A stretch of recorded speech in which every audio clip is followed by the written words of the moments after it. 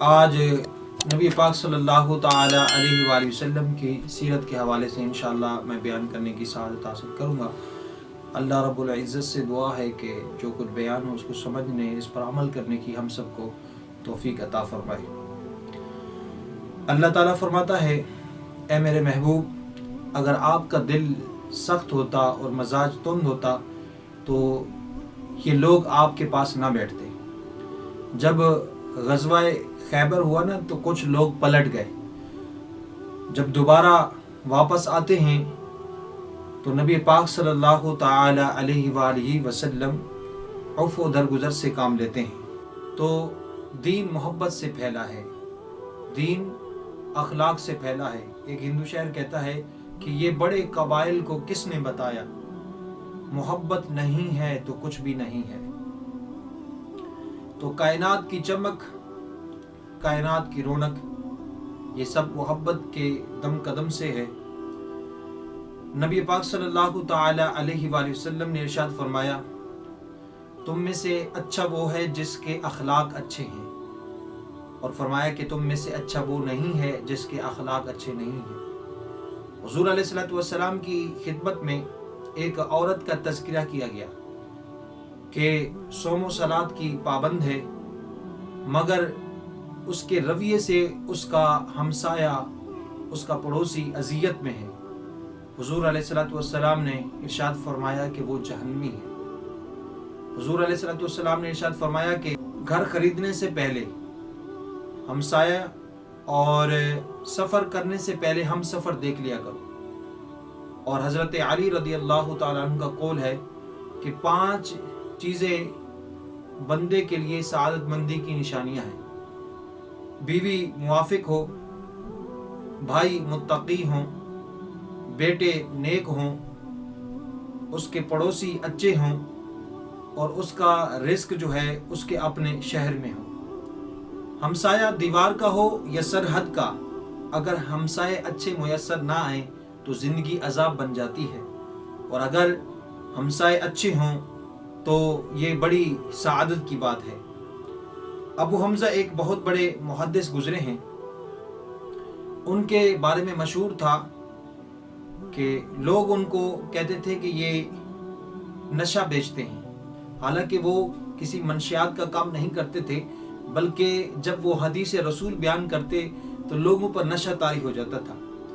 ایک مرتبہ اس کا پڑوسی کسی امر مجبوری کے تحت جو ہے اس نے اپنے مکان کے باہر دیوار پر لکھ دیا کہ مکان برائے فروخت 2000 دینار، اور 2000 میں ابو حمزہ کے ہمسائیگی کے بھی لوں گا۔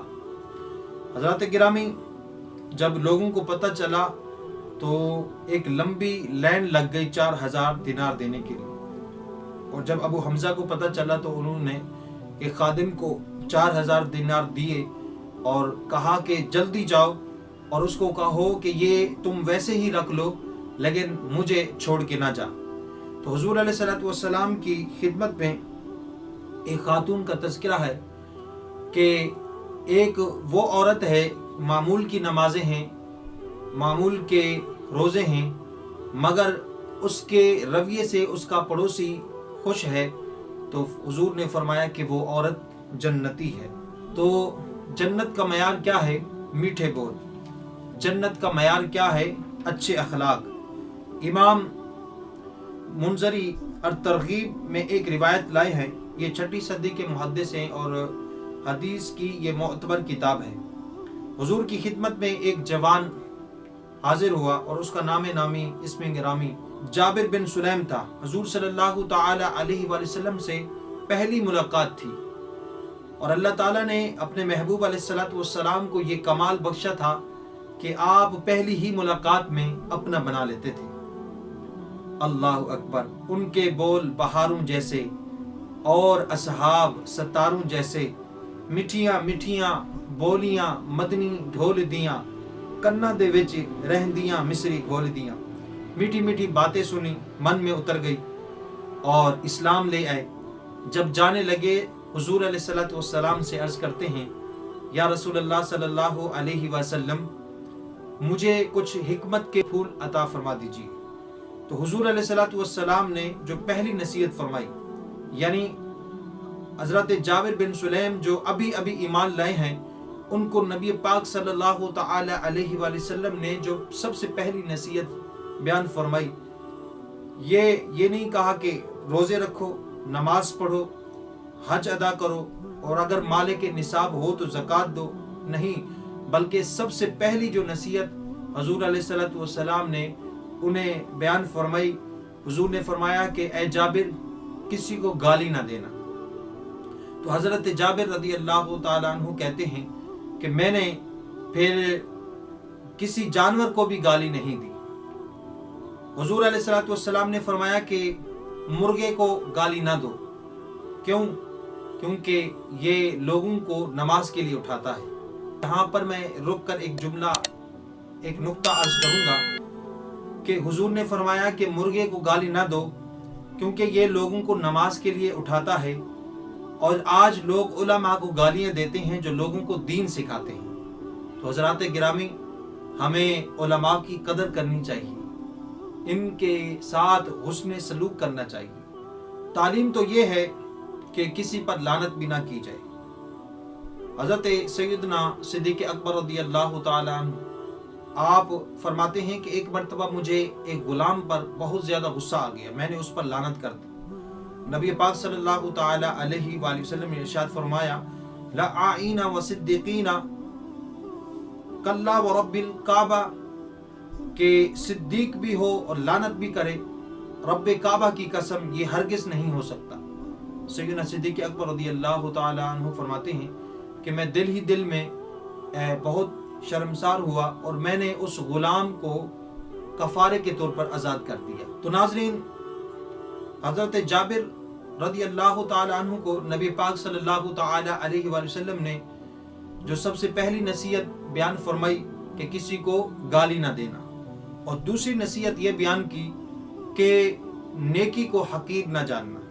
ناظرین، آج ہم گزر جاتے ہیں کہ اس کا کیا اجر ہوگا، لیکن اللہ تعالیٰ کی رحمت بندے کو بخشنے کے بہانے ڈھونڈتی ہے۔ اللہ اکبر۔ تو حضور نے فرمایا کہ نیکی کو حقیر نہ جاننا۔ ایک بہت بڑے محدث دنیا سے گئے تو کسی کو خواب میں نظر آئے تو پوچھا، سنائیں صاحب کیسے گزری، اللہ تعالیٰ نے آپ کے ساتھ کیا معاملہ کیا؟ تو اس نے کہا کہ جنت کا باغ ہے میری قبر اور اسودہ ہوں، اور فرمایا کس سبب سے اللہ تعالیٰ نے آپ کی بخشش اور مغفرت فرما دی؟ تو وہ عرض کرنے لگا کہ ایک مرتبہ میں حدیث مبارکہ لکھ رہا تھا، تو جب میں نے قلم کو سیاہی میں ڈبویا اور جب باہر نکالا لکھنے لگا تو اس پر ایک مکھی آ کے بیٹھ گئی، اور میں نے اس ارادے سے لکھنا چھوڑ دیا، میں نے اپنے ہاتھ کو روک لیا کہ یہ مکھی مخلوق خدا ہے، اللہ تعالیٰ کی ایک مخلوق ہے، یہ اپنے پیٹ کی پیاس بجھا لے، میں پھر لکھ لوں گا۔ اور اللہ تعالیٰ کو یہ ادا اتنی پسند آئی، اللہ تبارک و تعالیٰ نے اسی سبب سے میری بخشش اور مغفرت فرما دی۔ تو اللہ تعالیٰ کی رحمت بندے کو بخشنے کے بہانے ڈھونڈتی ہے، اور ایک ادنا چھوٹی نیکی بھی اللہ تعالیٰ کی بارگاہ میں اتنی قبول و مقبول ہو جاتی ہے کہ اللہ تعالیٰ اس کے صدقے اس بندے کے سارے گناہوں کو بخش دیتا ہے۔ حضرت جابر رضی اللہ تعالی عنہ کو تیسری نصیحت جو حضور علیہ السلام نے بیان فرمائی کہ جس سے بھی ملو خندہ پیشانی سے ملو، اور آج ہم اپنے اسٹیٹس کو بحال رکھتے ہیں، لیکن نبی پاک صلی اللہ علیہ وسلم نے ہمیں یہ تعلیم عطا فرمائی کہ جس سے بھی ملو خندہ پیشانی سے ملو۔ تو ہمیں بھی چاہیے کہ نبی پاک صلی اللہ تعالی علیہ وآلہ وسلم کے جو مبارک اخلاق ہیں، جو مبارک سیرت ہے، اس پر عمل کرنے کی کوشش کریں، اور اپنا جو کردار ہے وہ اچھا کریں، لوگوں کے ساتھ حسن سلوک کریں، لوگ جو ضرورت مند ہیں ان کی ضرورت پوری کرنے کی کوشش کریں، جو بے سہارا ہیں ان کا سہارا بننے کی کوشش کریں۔ جو بندہ اللہ تعالیٰ کی مخلوق پر رحم فرماتا ہے، اللہ تعالیٰ اس پر رحم فرمائے گا۔ تو ناظرین، اللہ کریم سے دعا کرتے ہیں کہ آج کا جو نبی پاک صلی اللہ علیہ وسلم کی سیرت کے حوالے سے جو بیان ہوا، اس کو سمجھنے، سیکھنے، اس پر عمل کرنے کی ہم سب کو توفیق عطا فرمائے۔ وما توفیق الا باللہ۔ السلام علیکم ورحمۃ اللہ وبرکاتہ۔